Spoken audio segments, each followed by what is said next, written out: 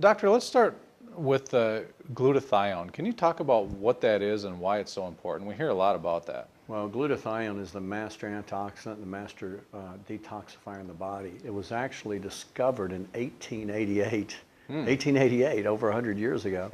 But the detoxification capabilities of glutathione were not discovered until the 1970s. And it is amazing how glutathione is able to, it's the most important antioxidant inside the cells. And most people have never heard of it. In fact, many doctors have never heard of it. But glutathione is the reason that the mucomist that we give in the ER for Tylenol poisoning, you know, if a person overdoses on Tylenol, they can go into acute liver failure where the liver literally starts to, it starts to break down and goes into acute hepatic necrosis. Literally, these people die. And that's why they give the antidote is high doses of N-acetylcysteine, which is simply a glutathione precursor. And so they discovered this back a few decades ago, and this has saved so many people from acetaminophen overdoses. But the benefit of glutathione, we find one of the major benefits is its anti-inflammatory benefit. And realize about most of our chronic diseases we see today, like Alzheimer's disease, Parkinson's, 90% of cardiovascular diseases, most all cancers, type 2 diabetes, obesity, all autoimmune diseases like psoriasis, as well as thyroiditis and lupus and rheumatoid arthritis, they're all associated with inflammation.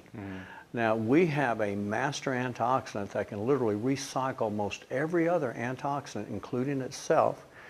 It literally detoxifies most heavy metals, quenches free radical reactions, and turns down inflammation significantly. In fact, the root cause of most inflammation, the main inflammatory switch is nuclear factor kappa beta. This is the main inflammatory switch in the body that literally starts the cascade of inflammation. And once it turns on, it's very difficult to turn off. But glutathione and certain other nutrients are able to flip off that master inflammatory switch of nuclear factor kappa beta. Is glutathione something we can get through diet? Can we get enough through diet? Well, good question. And what sort of foods are we talking about? Well, first of all, realize that after age 20 to 21, our glutathione levels start to diminish. And the good news, our body makes its own glutathione. Okay. The bad news is that aging, drugs, toxicity, lack of sleep, stress, toxicity, all of these deplete our glutathione levels. Now, as far as what can help raise them, anything raw. But what's interesting, raw eggs, raw milk, raw meat, things I wouldn't recommend anyone to do. But also, we call them the cysteine precursors, like the broccoli and the cauliflower and the garlic and onions and asparagus and avocados help, but they don't do it significantly. Okay. There's other things that do it, such as swimming in ice cold water. There's an interesting study. The Berlin Winter Swim Club would have to swim in ice cold water 5 to 10 minutes a week throughout the winter. And it showed that that increased glutathione levels by 20 to 25%. And a cold shower daily would do a similar thing. Now, I'm not sure exactly how that works, but it does, but most people won't do it. Nobody wants to do that, yeah. There's other things that do it, like undenatured whey protein can boost glutathione about 35%, as well as alpha-lipoic acid can do it around 35%. As well as milk thistle can also raise the glutathione 30 to 50%. SAMe can raise it about, SAMe is an amino acid, and it can raise about 50%, but it's very expensive. And N-acetylcysteine, what I alluded to before, which we use to treat Tylenol or acetaminophen overdose, can boost it as much as 85%, but you have to take a tremendous amount of it.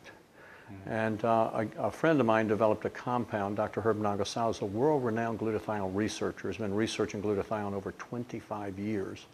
And he started this back with the VA when a lot of our kids were coming home from the Vietnam War with alcoholics and developing cirrhosis. And what they said is, let's try and find a medicine that can prevent cirrhosis. And so in his lab, he finally developed a molecule called RiboCeine, where he combined D-Ribose with L-Cysteine and found a way that was 300% more effective than the gold standard of N-acetylcysteine in boosting glutathione levels. So we find that the glutathione is the master detoxifier and the master antioxidant.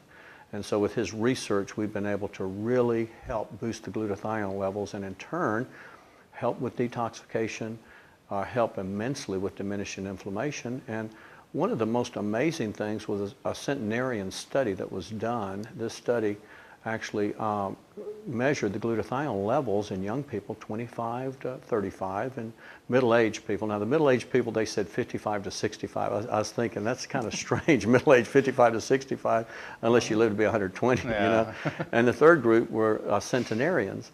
And it found these people that lived to be over 100 had the glutathione levels, you know, inside their red blood cells, white blood cells, closest to the 25 to 35-year-old. So, in other words, we're finding now that optimizing our glutathione levels is very important if we want to live to be over 100.